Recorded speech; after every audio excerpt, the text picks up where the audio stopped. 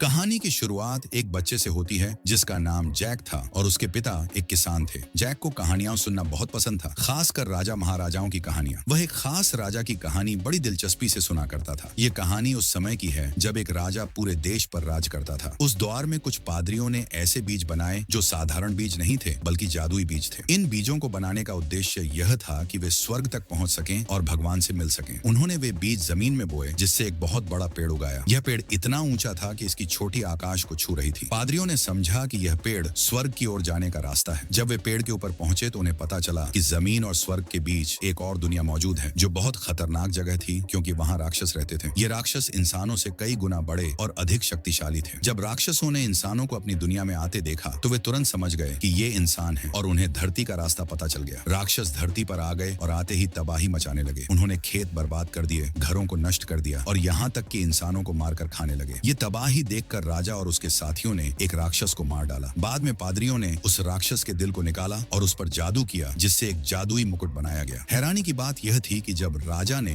वह मुकुट पहनकर राक्षसों के सामने कदम रखा तो सभी राक्षस राजा के सामने झुक गए और उसे अपना राजा मान लिया। इसके बाद राजा ने राक्षसों को आदेश दिया कि वे अपनी दुनिया में वापस चले जाएं। जब सभी राक्षस वापस चले गए तो राजा ने उस पेड़ को कटवा दिया और उसके बीजों को हमेशा के लिए अपने पास रख लिया। जब राजा की मृत्यु हुई तो उसके ताबूत में वह जादुई मुकुट और बीज दफना दिए गए। ये कहानी जैक के साथ साथ राजकुमारी को भी बहुत पसंद थी, क्योंकि राजकुमारी उसी राजा के परिवार से ताल्लुक रखती थी और उसकी माँ उसे यह कहानी सुनाया करती थी। फिर कहानी में 10 साल का समय बीत जाता है। अब जैक बड़ा हो चुका था और अपने गाँव का घोड़ा बेचने के लिए शहर जा रहा था। जब वह शहर पहुँचता है तो देखता है कि उसी राजा पर एक नाटक प्रस्तुत किया जा रहा है जिसकी कहानियां वह बचपन में सुना करता था। जैक नाटक देखने के लिए अंदर चला जाता है। वहाँ हमें एक लड़की भी दिखती है जो राजकुमारी थी लेकिन भेष बदल कर आई थी। कोई भी यह नहीं पहचान पाता कि वह राजकुमारी है। तब कुछ लोग राजकुमारी को परेशान करने लगते हैं। जैक राजकुमारी को बचाने के लिए आगे बढ़ता है। एक लड़का जैक के मुंह पर घूंसा मारता है। जैक उन्हें धमकाता है और वे सब अपने घुटने टेक देते हैं। जैक को लगता है कि वे उससे डर गए, लेकिन जब वह पीछे मुड़कर देखता है तो पता चलता है कि राजकुमारी के साथी वहां पहुंच चुके थे और वहीं उनके घुटने टेकने की वजह थे। फिर हमें रॉड्रिक दिखाया जाता है जिससे राजकुमारी के पिता उसकी शादी करना चाहते थे, लेकिन राजकुमारी उसे पसंद नहीं करती थी और उससे शादी नहीं करना चाहती थी। रॉड्रिक देखता है कि अध्ययन कक्ष में हर चीज बिखरी पड़ी है। वह जांच करता है और एक गमले में से वही मुकुट निकालता है जो वर्षों पहले राक्षस के दिल से बनाया गया था, लेकिन एक किताब से कुछ सामग्री गायब थी। रॉड्रिक अपने सिपाहियों को आदेश देता है कि पूरे शहर को बंद कर दो और उस पादरी को ढूंढ कर लाओ। जैक जो अपना घोड़ा बेचने के लिए शहर में था, एक पादरी उसके पास आता है और कहता है कि वह उसका घोड़ा खरीदना चाहता है। जैक कहता है कि उसके पास पैसे होने चाहिए। पादरी के पास पैसे नहीं थे तो उसने जैक को कुछ बीज दिए और एक फादर जैक को कुछ बीज देता है और कहता है ये बीज किसी को दे देना और तुम्हें तुम्हारी पेमेंट मिल जाएगी। जैक कहता है बीजों के बदले में कौन पैसे देता है? इस पर फादर जवाब देता है ये कोई साधारण बीज नहीं है बल्कि जादुई बीज है। ये इतने शक्तिशाली हैं कि पूरी दुनिया को बदल सकते हैं और बहुत कीमती भी हैं। इन्हें किसी भी हालत में मत खोना और एक जरूरी बात, इन्हें पानी में तो बिल्कुल मत डालना। फादर जैक का घोड़ा लेकर वहां से चला जाता है, लेकिन आगे जाकर वह पकड़ा जाता है। जब जैक घर पहुंचता है तो उसके अंकल उस पर गुस्सा करते हैं और कहते हैं ये तुमने क्या किया? घोड़े के बदले में ये बेकार बीज ले आए। उस फादर ने तुम्हें बेवकूफ बनाया है। गुस्से में आकर वे बीज नीचे गिरा देते हैं। जैक उन बीजों को उठाने की कोशिश करता है, लेकिन एक बीज लकड़ी के फर्श के छेद से नीचे जमीन में गिर जाता है और जैक को इसका पता नहीं चलता। बाहर बारिश हो रही थी। इस बीच राजकुमारी वहां से गुजर रही थी क्योंकि वह रॉड्रिक से शादी नहीं करना चाहती थी। नाराज होकर वह अपने घर से निकल आई थी। बारिश से बचने के लिए राजकुमारी उस लकड़ी के घर में आ जाती है। जैक को पता चलता है कि वह राजकुमारी है। दोनों बातचीत करने लगते हैं। अचानक बारिश का पानी लकड़ी के छेद से होते हुए उस बीज तक पहुंच जाता है जो जमीन पर गिरा हुआ था। जबकि फादर ने कहा था कि बीज को पानी में मत डालना। फादर ने कहा था कि इन बीजों पर पानी नहीं गिरना चाहिए, लेकिन जैसे ही बीज पर पानी गिरता है वहां अचानक एक पेड़ उगने लगता है। अब क्योंकि उस पेड़ की जड़ें घर के नीचे थीं, वो पेड़ घर को भी अपने साथ ऊपर ले जाता है। राजकुमारी जो घर के अंदर थी वहां फंस जाती है। जैक के राजकुमारी को बचाने की कोशिशों के बावजूद वह पेड़ के साथ काफी ऊपर चली जाती है। अगली सुबह राजकुमारी के पिता राजा वहां आते हैं। वे देखते हैं कि यहाँ एक बहुत बड़ा और लंबा पेड़ है जो आसमान को छू रहा है, लेकिन इसका यह पता नहीं चल रहा कि वह खत्म कहां पर हो रहा है।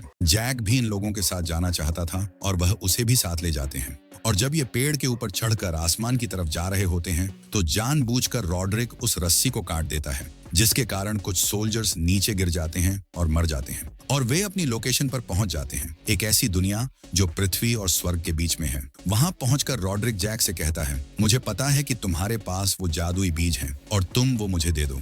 जैक वह बीज देना नहीं चाहता था, लेकिन रॉड्रिक चाकू दिखाकर उससे वह बीज निकलवा लेता है, लेकिन जैक एक बीज अपने पास ही रखता है। और वे तीनों अलग अलग लोग होकर राजकुमारी को ढूंढने लगते हैं। हर तरफ उन्हें जान का खतरा था। जिस ग्रुप में जैक था उनके सामने एक राक्षस आ जाता है जो जैक के दोनों साथियों को पकड़कर अपने साथ ले जाता है और जैक भी उसके पीछे पीछे जाता है क्योंकि वह राजकुमारी को हर हाल में ढूंढना चाहता था और जानता था कि जहां यह राक्षस जा रहा है वहीं राजकुमारी को छिपाया होगा। फिर हम रॉड्रिक के साथियों को देखते हैं। उनमें से एक को रॉड्रिक उठाकर जमीन पर फेंक देता है क्योंकि वह उसका साथी नहीं था और तभी उनके सामने भी एक राक्षस आ जाता है और वह रॉड्रिक की नजरों के सामने ही उसके साथी को मार डालता है और वह रॉड्रिक को भी मारने वाला होता है। लेकिन रॉड्रिक एक जादुई ताज निकालता है और ये वही ताज था जो हजारों साल पहले राक्षस के दिल से बनाया गया था, जिसे राजा ने बनवाया था और इसमें जादू की शक्ति भी थी। अब जाहिर सी बात है कि जिसके पास यह ताज होगा तो राक्षस उसका आदेश मानेंगे और इसीलिए वह ताज पहनकर रॉड्रिक एक ऐसी जगह पर पहुंच जाता है जहां बहुत सारे राक्षस थे और वहीं राजकुमारी भी थी और उनका एक साथी भी था जिसे राक्षस उठाकर ले आया था। तो सारे राक्षस उसके सामने घुटने टेक देते हैं। अब उन राक्षसों का जो हेड होता है रॉड्रिक उसे भी अपने आगे झकने को कहता है और वह ऐसा ही करता है। रॉड्रिक उसके सिर पर पैर रखकर तख्त पर चढ़ जाता है और कहता है, आज के बाद मैं तुम्हारा राजा हूँ और हम पृथ्वी पर जाएंगे और सबको अपना गुलाम बना लेंगे। एक राक्षस राजकुमारी और जैक के साथ ही एक फाइटर को अपने साथ रसोई में ले जाता है और वह इस फाइटर को अपना खाना बनाने ही लगता है कि तभी वहाँ जैक आ जाता है। इससे पहले कि वह राक्षस उसे मार डालता, जैक वहाँ से एक बड़ा चाकू लेकर उस पर टूट पड़ता है और वह चाकू उस राक्षस में घुसा देता है और वह मौके पर ही मर जाता है और इस तरह से जैक इस फाइटर की जान बचा लेता है। फिर ये तीनों वहाँ से बाहर निकल जाते हैं और एक ऐसी जगह पर पहुंच जाते हैं जहां पेड़ के जरिए ये लोग नीचे पृथ्वी पर जा सकते थे, लेकिन वहां काफी बड़ा राक्षस सोया हुआ होता है और उसकी मौजूदगी में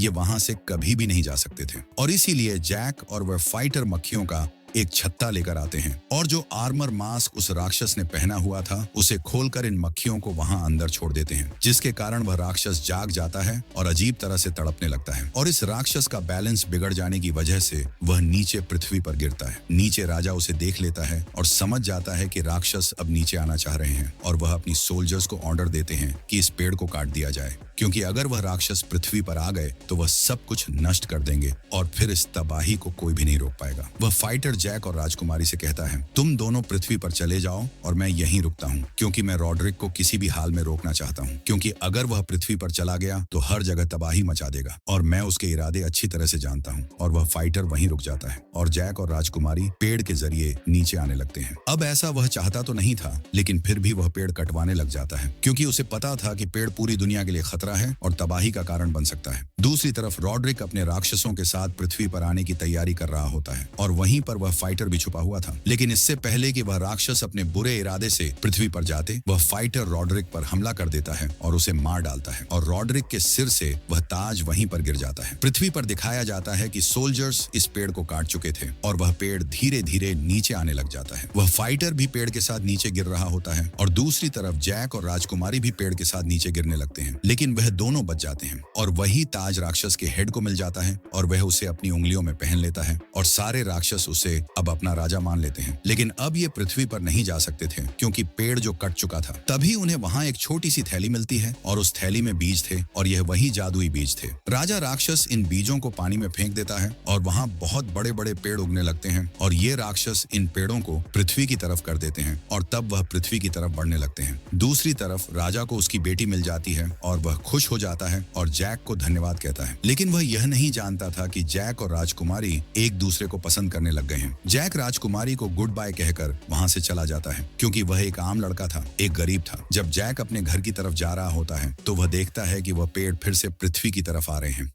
और वह तुरंत समझ जाता है कि ये उन्हीं बीजों की वजह से आए होंगे जो रॉड्रिक ने उससे छीन लिए थे और अब वह राक्षस पृथ्वी पर आना चाहते हैं और वह तुरंत घोड़े पर बैठकर किंग को बताने के लिए निकल पड़ता है कि सबकी जान खतरे में है। जैक किंग और राजकुमारी तक पहुंच जाता है और कहता है कि राक्षस आ चुके हैं और थोड़ी ही देर में वहां हर तरफ राक्षस फैल चुके थे और तबाही मचाने लग गए थे। अपनी जान बचाने के लिए किंग और सोल्जर्स घोड़े पर बैठकर महल की तरफ भागते हैं क्योंकि वहीं पहुंचकर वे खुद को सुरक्षित कर सकते थे, वरना वे राक्षसों का शिकार बन सकते थे क्योंकि ये लोग उसी किंग की नस्ल से थे जहां से ये सारी कहानी शुरू हुई थी। और राक्षस इस परिवार को कभी भी नहीं छोड़ेंगे क्योंकि इस किंग ने ताज पहनकर राक्षसों को वापस भेज दिया था। इससे पहले कि राक्षस उन्हें नुकसान पहुंचाते वे सब महल में आ जाते हैं, लेकिन जैक पीछे रह जाता है और जिस लकड़ी के पुल के जरिए वे सब यहाँ आए थे, फाइटर उसे ऊपर खींचने का आदेश दे देता है। लेकिन ऊपर जाने से पहले जैक बिल्कुल ठीक समय पर उस पर चढ़ जाता है, लेकिन राक्षस का हेड उस लकड़ी के पुल को पकड़ लेता है। तभी वह फाइटर बाकी सोल्जर्स को आदेश दे देता है कि तीरों की बारिश कर दी जाए और वे ऐसा ही करते हैं और राक्षस हेड पानी में जाकर गिरता है। वहां पर आग लगी हुई थी और वह आसानी से वहां से ऊपर नहीं आ सकता था, इसलिए वह पानी में जाकर दूसरा रास्ता ढूंढने लगता है। उधर दरवाजा बंद किया जा रहा था, लेकिन राक्षस रस्सियों की मदद से दरवाजे को अपनी तरफ खींच रहे होते हैं और किंग की सोल्जर्स दरवाजे को अपनी तरफ खींच रहे होते हैं और वे राक्षस जलते हुए पेड़ों को महल के अंदर फेंकते हैं। एक राक्षस निशाना बनाकर महल की दीवार की तरफ फेंकता है और महल की दीवार टुकड़े टुकड़े हो जाती है, जिसे देखकर किंग तुरंत समझ जाता है कि उन्हें रोकना तो नामुमकिन है। किंग राजकुमारी से कहता है, तुम एक कमरे में जाओ, वहां पर एक सीक्रेट रास्ता है जो तुम्हें एक जगह पर ले जाएगा। वहां तुम्हें एक फायर टॉर्च मिलेगी और तुम उसे जला देना, जिससे सबको पता चल सके कि हम लोग खतरे में हैं। जिस पर जैक और राजकुमारी अपने मिशन की तरफ चल पड़ते हैं और जब वे महल में फायर टॉर्च की तरफ बढ़ने लगते हैं तो जमीन फटने लगती है, क्योंकि वह किंग राक्षस जो पानी में गिरा था वह इस जमीन को फाड़कर ऊपर आ रहा था और बाहर आकर वह इन दोनों पर हमला कर देता है और इन दोनों को पकड़ लेता है। और वह राक्षस जैक को खाने ही वाला होता है कि जैक वह आखिरी जादुई बीज निकालता है जो उसने संभाल कर रखा था और वह इस बीज को राक्षस के पेट में डाल देता है। बीज पेट में जाते ही राक्षस के साथ कुछ अजीब होने लगता है और वह इन दोनों को छोड़ देता है। तभी उसके पेट में वह पेड़ उगने लगते हैं, जिसकी वजह से उसकी बॉडी के टुकड़े टुकड़े हो जाते हैं और जैक के पास उसका कटा हुआ हाथ आकर गिरता है, जिसके हाथ में वही जादुई ताज था। दूसरी तरफ सारे राक्षस महल में आ चुके थे और उनके सामने किंग और सारे सोल्जर्स खड़े हुए थे और उन्हें अपनी मौत सामने नजर आ रही थी। लेकिन अचानक से सब राक्षस अपने घुटने टेक लेते हैं और सब लोग सोच में पड़ जाते हैं कि ये क्या हुआ। पीछे मुड़कर देखने पर उन्हें पता चलता है कि जैक अपने हाथ में वह ताज लेकर खड़ा हुआ है और वह इस ताज को अपने सिर पर रख लेता है और वह सब राक्षसों को आदेश देता है, अपनी दुनिया में वापस लौट जाओ। और जब सब राक्षस चले जाते हैं तो सब पेड़ों को कटवा दिया जाता है। बाद में जैक और राजकुमारी की शादी हो जाती है और उनके 2 बच्चे भी होते हैं, जिन्हें जैक राक्षस की कहानियां सुना रहा होता है, जैसे कि वह बचपन से सुनता आया था। बच्चे पूछते हैं, वह ताज कहाँ है? जैक कहता है, वह ताज आज भी सुरक्षित है, क्योंकि इस ताज को काफी खूबसूरत बना दिया है और प्रदर्शन के रूप में रखा हुआ है और दूर दूर से लोग इसे देखने आते हैं और आज तक किसी को भी इसकी असली पहचान के बारे में कुछ नहीं पता। और इसी खुशहाल अंत के साथ ये फिल्म यहाँ खत्म हो जाती है। और अच्छे वीडियोस के लिए सब्सक्राइब करें।